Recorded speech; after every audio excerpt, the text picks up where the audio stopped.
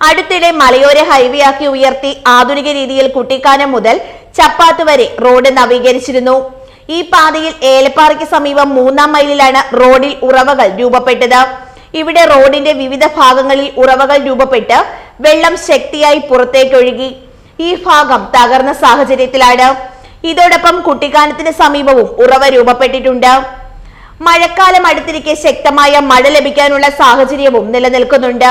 കൂടുതൽ ഉറവകൾ മേഖലയിൽ രൂപപ്പെട്ടാൽ റോഡിന്റെ ഈ ഭാഗങ്ങൾ പൂർണ്ണമായും തകരാനുള്ള സാഹചര്യം നിലനിൽക്കുന്നുണ്ട്.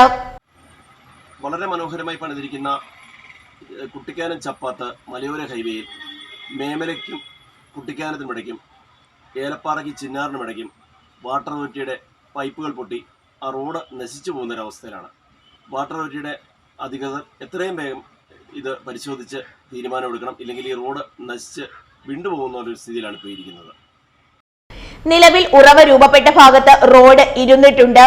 പൊതുമരാമത്ത് വകുപ്പിന്റെ ഭാഗത്തു നിന്ന് ഈ ഭാഗത്ത് അറ്റകുറ്റപ്പണി നടത്തി സിമന്റ് ടൈലുകൾ വിരിക്കാൻ നടപടി സ്വീകരിക്കണമെന്ന ആവശ്യം നാട്ടുകാർ ഉന്നയിക്കുന്നുണ്ട്.